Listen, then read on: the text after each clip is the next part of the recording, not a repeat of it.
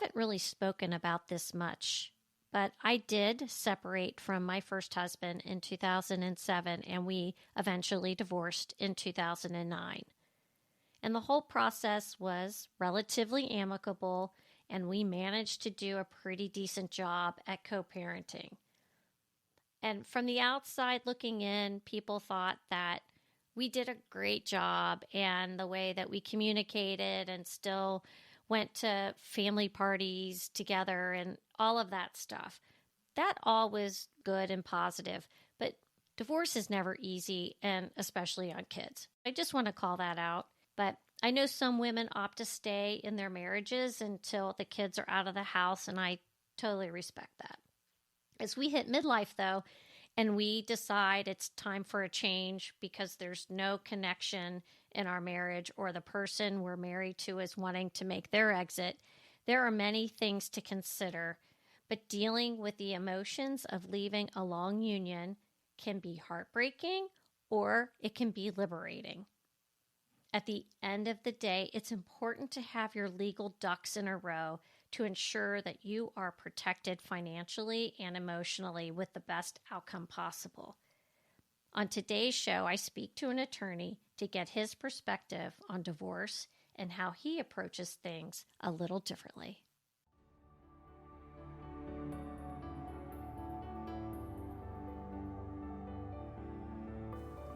Health, wellness, career, relationships, and everything in between. We're removing the taboo from what really matters in midlife. I'm your host, Michelle Folan, and this is Asking for a Friend. Welcome to the show, everyone. Our guest today is a California and Arizona-based attorney who practices family law. Joseph Willmore specializes in all aspects of divorce, child custody, child support, and domestic violence, with what I would say is a refreshing perspective. He believes that staying together is worth the effort in many cases, and that justice is not just about laws, but about people and humanity. He wants to help clients find a way forward without assigning blame. Welcome to Asking for a Friend, Joseph Willmore. Michelle, thank you for having me. Funny thing, Michelle, I've actually never met a Michelle that I don't like, and Michelle is my sister's name too. So. Aw. Does she spell with one L or two? Two. Okay. I had to be careful when we were typing emails to make sure that I got it right. Well, it's really great to have you here. And one of the reasons I wanted to have you on the show is because you seem to have a real people-focused approach to the practice of domestic law. I'm curious if that was always your intention or if that developed over time. Funny thing is that if you were to ask me in law school, I don't think anybody dreams of being a divorce or family law attorney. Nobody goes to law school saying, that's what I want to be. I think you fall into it, and in my case, I fell into it, learned that I loved it, and learned that I was good at it. And I think one of the main reasons for that is to be good at it, you need to understand that it's only maybe 30% actually based on the law, and the other 70% of it is roughly psychology, learning how to present a situation, learning how to persuade. Ultimately, family courts, no matter where you're located, is a court of equity, which means we should do the right thing and the fair thing under these circumstances. And that is so heavily dependent on how you present the case, how likable the client is. Judges are ordinary people too, and they're not always going to agree with you. They're not even always going to interpret the laws correctly as well. So there's all these factors at play here in family law. And ultimately, if you can get somebody to see the light, gets people to be reasonable, get people to learn which battles to pick and where to focus their energies, you can really get them out of a bad situation and kind of focus on the rest of their life, which is where their focus and energy should be to get themselves out of this situation. Yeah, I agree. There's a lot of nuances and a lot of juggling you have to do on your end to try to get the best result. I do want to back up because I'm curious about where you're from and also where you went to school, because I think I read that you also studied abroad. I did. I grew up in Phoenix, Arizona. Got my undergrad at Arizona State, moved to San Diego for law school. San Diego is just such a terrible place. I stayed here. It's gorgeous. That's where I developed my practice. Actually, June will mark my 11-year anniversary as an attorney. 10 of those years exclusively practicing family law, and also a certified family law specialist by the State Bar of California's Board of Legal Specialization. And with regard to my study abroad endeavors, I did study abroad both in law school. This is when I thought my focus was going to be a little bit more international law based. And I did a study abroad program in Nice, France, also a very beautiful place, and a summer in China. How was that? Very different cultures. I mean, in China, obviously, you see a true communist society and how their laws work there, which is just such a change from Western culture, Western society. Of course, the summer I spent in France was prior to that, so Western European laws, of course, are, American law is very closely based on that, so it was very similar. Right. That's neat. You're dual licensed then in Arizona and California? Yes. So I'm also licensed in Arizona. I can't say that I really do much work-related activity there. My practice is throughout Southern California, of course, primarily here in San Diego County, but also in Orange County, Los Angeles County, and Riverside County. Okay. You're busy. Yes, I am busy. That's a large geography to cover. It's a large area, yes. I will say the post-pandemic world where things are a lot easier at being virtual certainly makes it easier as well, to where there's a lot of hearings that we're able to do virtually these days as well. All right. Well, that's nice. I do have a question for you. If you are meeting with a client and you feel in your gut that there's actually hope for the marriage based on those conversations, how do you engage in that conversation? How do you broach that? The most important things when speaking to somebody on this is to make sure that they understand that they shouldn't file for divorce unless you're really at that point of no return, that you have explored every avenue possible, whether that be through therapy, religion, whatever it may be. You really are certain that there's no way to repair the marriage. I can tell you that many divorces we have filed as well, people have reconciled after the fact as well. There's actually a case recently that comes to mind, which we did a dismissal on a week or two ago, I believe it was. The parties had actually we negotiated all of the terms of their divorce. We entered a marital settlement agreement. They both signed it. We submitted it to the court. We had the parties' judgment in chambers of this judge, ready to be signed off on. Clients wanted to reconcile, so we had to go, it's called ex parte, file an emergency hearing in order to get the judge to return the judgment to us and dismiss their divorce. Wow. I think there was, in this situation, a medical emergency with one of the spouses that actually caused them to realize, you know what, maybe we should work this out. Wow. So how often does this happen? I mean, it's not extremely common. I would say we get at least one or two of those a year where the clients do decide to reconcile, or they've gone through divorce litigation for a period of time and realize, okay, this isn't what we did, or they somehow fall in love with each other again through the process. Actually, this reminds me of another case. This is probably about 8 or 9 years ago, where we're at a settlements in California. We call them mandatory settlement conferences. So before the court will set trial on any case, they always force you to attend a settlement conference. And here we are at the settlement conference, and the husband and wife just start making out. And they realized that they didn't want to do this anymore. And we dismissed that case as well. So nothing surprises us in this business anymore. Oh my God. This is a little difficult to ask, but are there circumstances where you feel that divorce is always the best option? Like when you go, oh yeah, this needs to just... I believe in situations where there is extreme emotional abuse, physical violence, things of that nature, they're generally at a point where things cannot be repaired. They're certainly the most sensitive subjects that we deal with in divorce, because anytime domestic violence, restraining orders, and so forth come up, things are very complicated. But I do believe when there are extreme levels of domestic violence in a case, generally beyond any chance of fixing what was once there. Yeah, I would think if someone feels in danger or the children are in danger, anything along those lines, it would seem that you really have to look at the bigger picture on that one.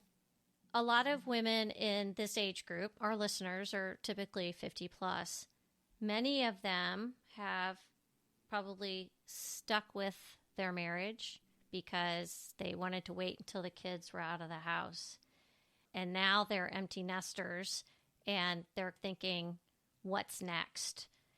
Do you have those clients where it's a midlife woman who is saying, I'm not fulfilled any longer. My aging parents are gone. My husband and I have no connection. In those cases, how do you get them to move on from that point? I would say a lot of times in those situations, I can think of several recent examples of this as well, is usually they're already ready to take that step. I would say the biggest fear for, say, a woman in her mid-50s who comes to me, there may be a fear of course, what is the next step? I've had my spouse around for the past 25 years. I'm scared to try dating again. It's a scary world having to meet new people. But I would say the most common fear I get among this demographic would be financially. Yeah. It's very common, of course, to where a wife may have been the breadwinner of the marriage, or they may have been a stay-at-home mom.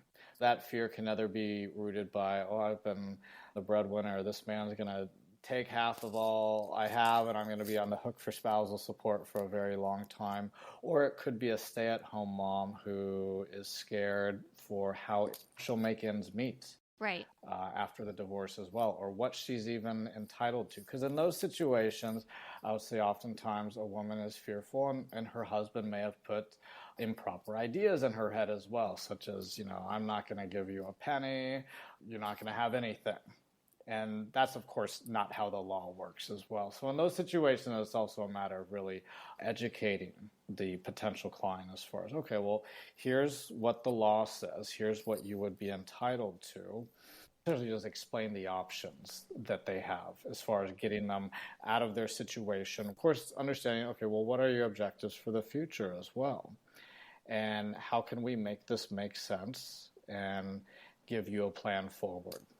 This topic came up recently with a friend of mine, and I know all states are different, but can you explain the difference between community property and where it's somebody gets to keep a certain amount because of certain circumstances? Where it's separate property. Okay. I don't know what the terms are. I'll define this very clearly, is that I think the general assumption is that community property is scarier. But it's actually extremely predictable as far as what property rights are. A lot of times people will think, okay, well, I get married to a person, now half of everything I have ever had is theirs. And that is false. So everything you have prior to marrying somebody stays your separate property. It's the property that you acquired during your marriage that your spouse now has this 1/2 divided interest in. Say you owned a condo before you got married. Then you got married, you and your spouse bought a house, you had the condo as your rental property, you got rental income from that. Everything with regard to that condo, the rental income, everything from it stays your separate property. The new house you bought with your spouse, that is a community property. So that would be both of you guys are entitled to half of the equity in that.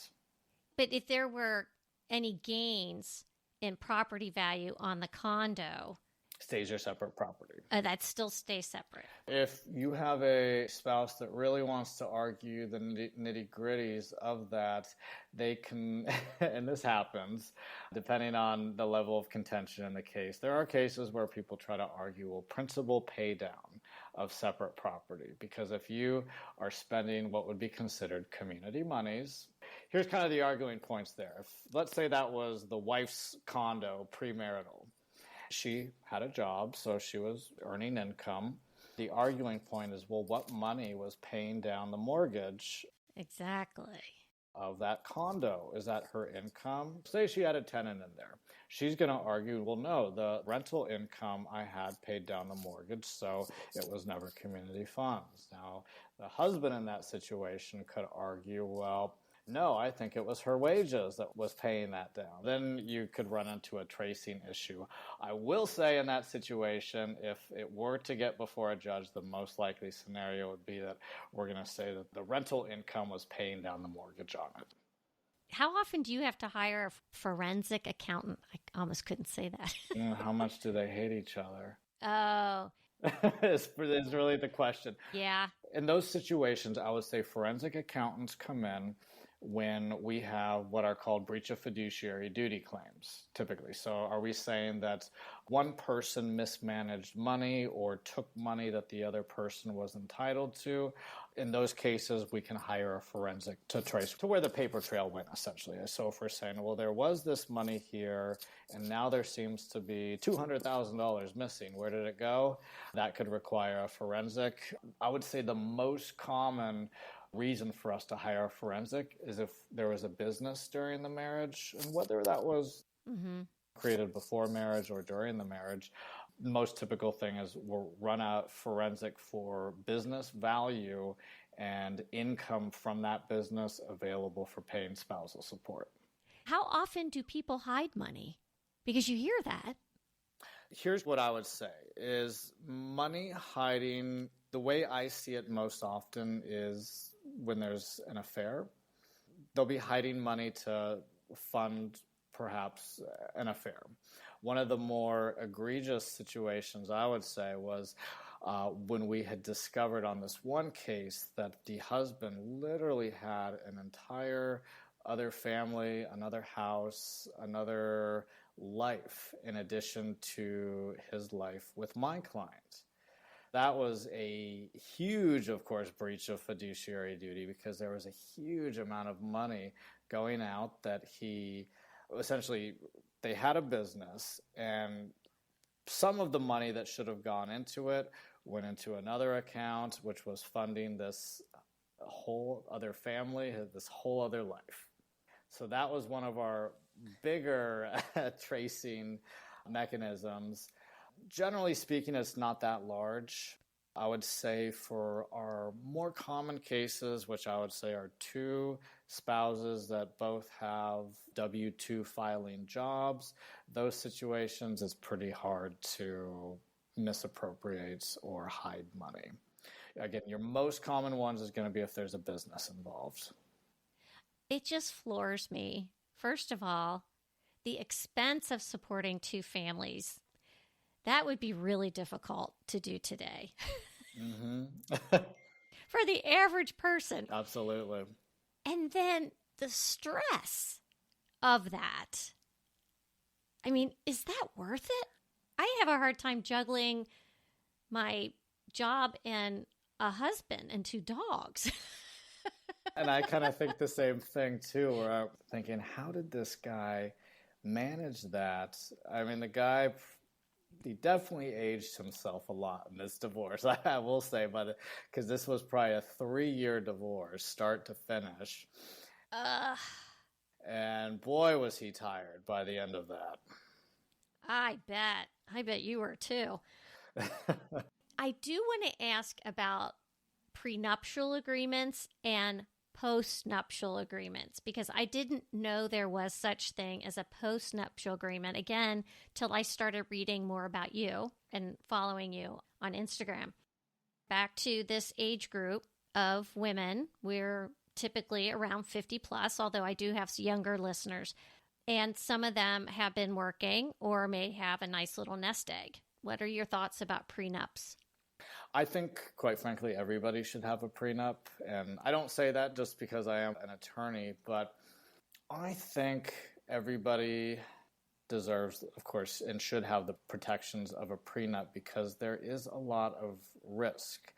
And I know there is generally the argument of you are setting your marriage up for failure by signing that. But I kind of look at it a little bit differently, that you're holding both yourself and the other person accountable to where you are negotiating the own terms of your relationship and the terms in the event it were to fail, rather than letting the state and the courts decide that for you. Even when it comes to negotiating a prenup, and this will oftentimes occur when I'm, say, representing the higher earner in a prenup negotiation, I will always tell them to do a spousal support buyout, meaning even if this fails, there's this tremendous disparity of wealth between you and your spouse. Buy them out. And they'll say, well, why wouldn't we just set it at zero and tell them to go pound sand?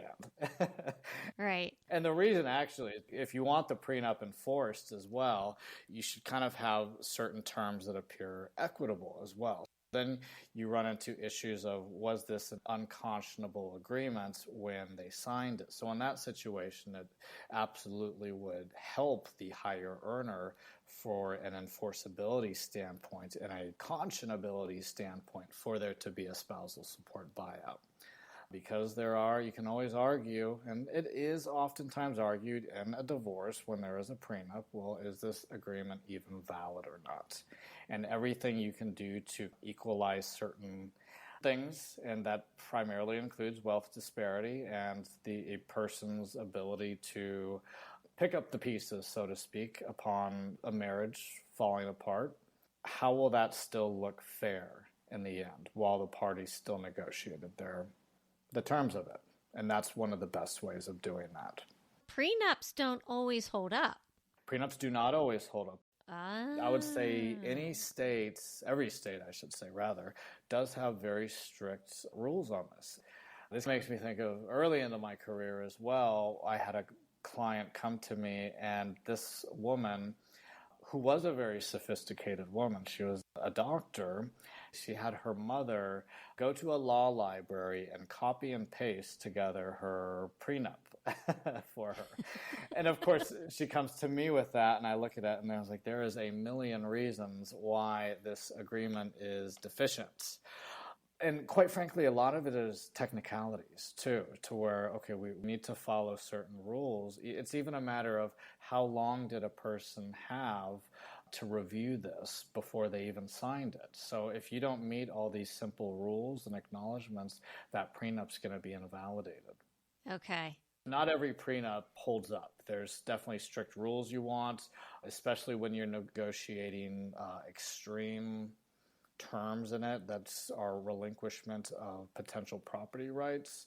You'll want both sides represented by attorneys as well. That'll also help for an enforceability standpoint.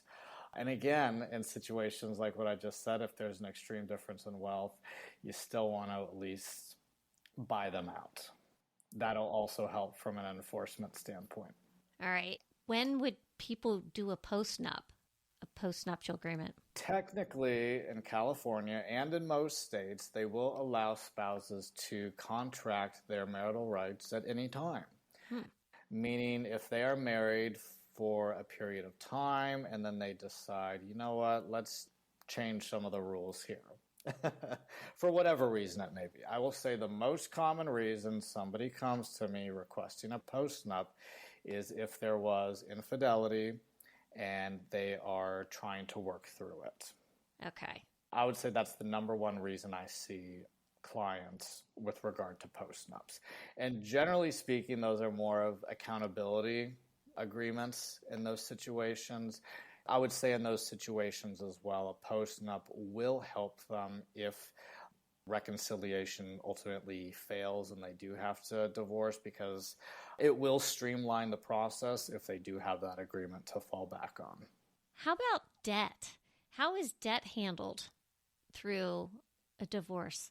I'm glad you mentioned that as well, because everybody always likes to talk about the money when it comes to relationships and divorce. Everybody always forgets talking about debt, and debt is treated the exact same way as money. We look at debt when it was acquired, and if it was acquired during the marriage, it doesn't matter. Say you, and this is also a good reason for a prenup as well, if you marry somebody who has a bit of a spending problem and they love to rack up credit card debt, even if that credit card debt is only in their name, if it was acquired during the marriage, family court's going to deem that a marital debt. Oh. This is community property state. Deem the other spouse half responsible for that as well. Oh, dear Lord. Isn't that a terrible outcome? That is terrible. I'm not a huge shopper. I'm not speaking of myself, but we know plenty of people that hide stuff in their trunk. Yeah. There are those spouses that, and you hear it all the time, where, oh, well, I had to sneak these items into the house so my husband or my wife wouldn't see that. Happens all the time. I just thought of a really good question. I was speaking to someone recently whose mother-in-law had a live-in boyfriend, and she was well-to-do. She had a very, very nice nest egg, and this guy that was living with her did not, and she decided to kick him out right before he would be considered common law. Okay. Common law type guidelines, are they the exact same as if you had a ring on your finger and you were married? This completely depends on where a person lives as well. Okay. In states such as here in California, there's actually no such thing as common law marriage, meaning people can live together for 20 years in a would appear to be a marital-like relationship. There's no common law marriage. There's no marital rights earned. However, in California, we have what is called the Marvin case. So we call this a Marvin claim. And it has to be very, very extreme. The example in this situation was a case, I want to say this goes back to the late 1970s. So late 1970s, early 1980s, I believe it was. And this was a case out of LA County. It was a woman who was an actress. She sacrificed her career to be a stay-at-home wife. She and her, we'll call him a quasi-husband, held themselves out to the general public as husband and wife. Everybody thought they were married, but they were not married. I believe this was 16, 17, 18-ish years they were living together as what appeared to be husband and wife.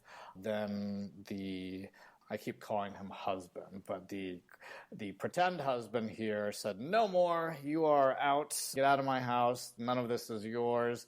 So, of course, she tried to file a civil claim against him, and that's when they developed what's called a Marvin claim. So essentially, they did outline, okay, well, given the level of sacrifice that this woman had given over a course of nearly 20 years in this situation, given that she sacrificed her career, she raised, I believe there were 2 or 3 children in this situation as well, and had no property, no means of survival. Is this woman now society's burden to be on the welfare system, or should she have some claim? So in this one, instead of calling it alimony, we called it palimony.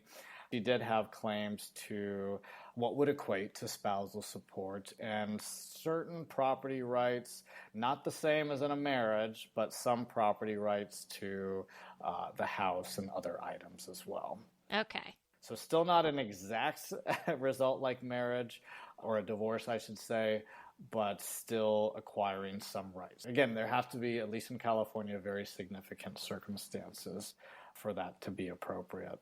All right. It's state by state. I get that. Yeah, state by state. I had to ask that one because that just popped in my head. I do want to talk a little bit about infidelity because I'd just love to get your perspective on this. How often are couples able to overcome infidelity? I would actually say that the biggest reason for divorce among my cases, I would probably say it's 60% of them, is actually money and not infidelity based. I will say that, again, I would say it's certainly situational. There are, and this is just, again, because nothing surprises me in this business anymore, the amounts, and it is 2023, the amount of thruples or people who are married that have a third participant in it is surprisingly more common. So I feel that whether good or bad, or just maybe how society has developed, it seems almost like infidelity is taken maybe less as a critical failure for a marriage, where maybe in the past it was, well, if he cheated, I'm done, there's no going back. And maybe there is a bit of a change in society today where they don't look at infidelity with that same degree of perhaps fatal flaw, or that there is still a chance, or, well, maybe they can work through it.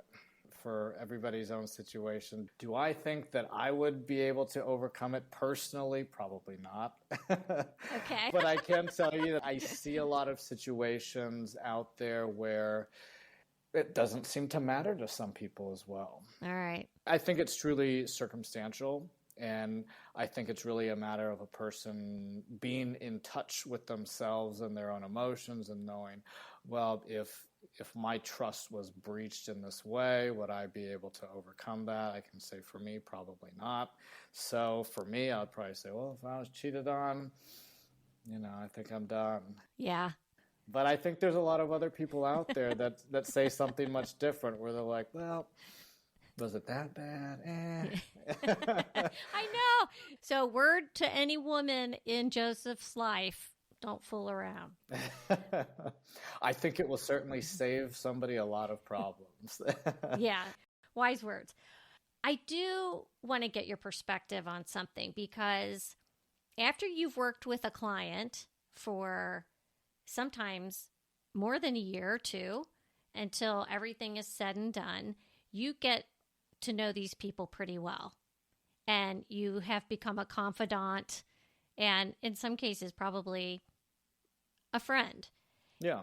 I was curious how you handle those post-divorce emotions and how you try to help people start over or move to the next phase of things.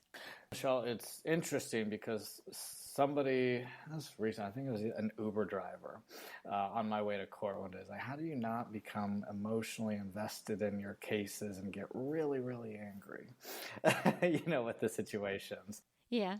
Well, number one, I care tremendously for my clients and making their situation better. But I believe, and actually I'd say it's very clearly evident, when attorneys become emotionally consumed and invested in a case, that's actually when the attorney starts screwing the case up.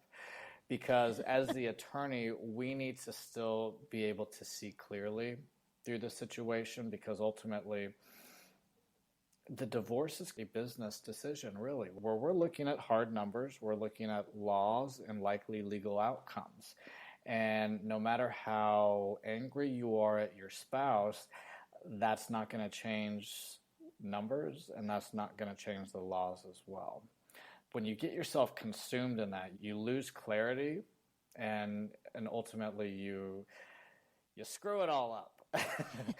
And those are kind of when I call them my come to Jesus talks with my clients, is that when I have a client who's not seeing clearly, who's not seeing the light, and it's really a matter of saying, okay, well, I get all of that, but you really need to focus on the big picture. You might get temporary pleasure by making your spouse miserable, by doing X, Y, and Z, but you're going to hurt yourself and take yourself down in the process. But if you focus on the end result, that'll get yourself in the best financial position, that'll get you away from this person who's making you very miserable, and ultimately you'll be several steps ahead toward a better life. If I were to summarize it relatively easily, that's what I would say, is that let's look at the business aspect of this, let's look at the hard numbers, and let's look at what the likely legal outcome is going to be.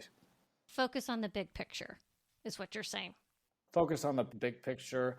Focus on getting yourself out of that situation. Okay. I did a show recently on intimacy and building stronger communication in marriage. So after being in your field of work, what advice do you have for couples? I can say, I think people let things build up rather than saying what something makes them feel as they feel it.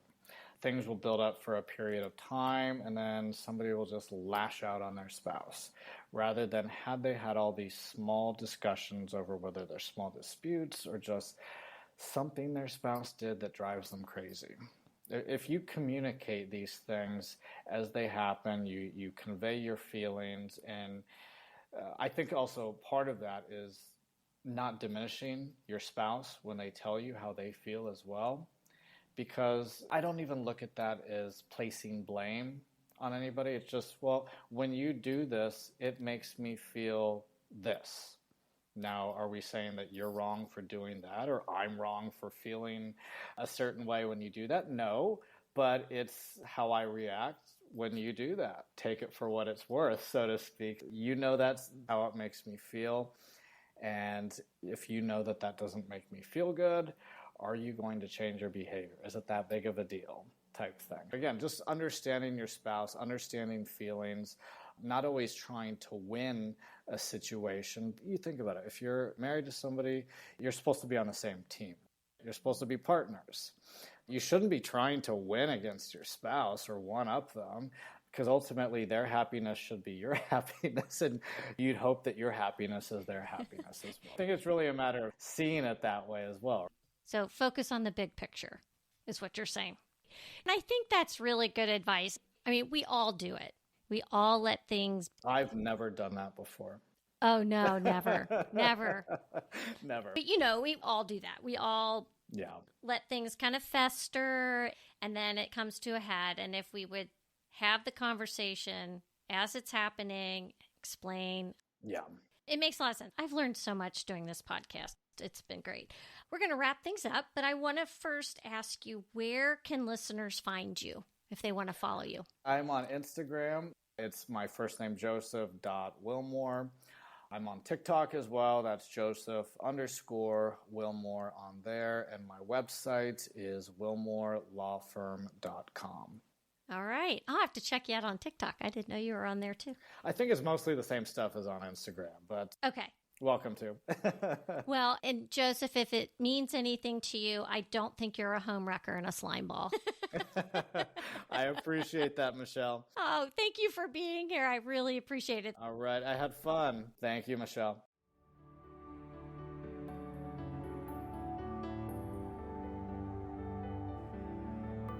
Follow Asking for a Friend on social media outlets and provide a review and share this show wherever you get your podcasts. Reviews and sharing help us grow.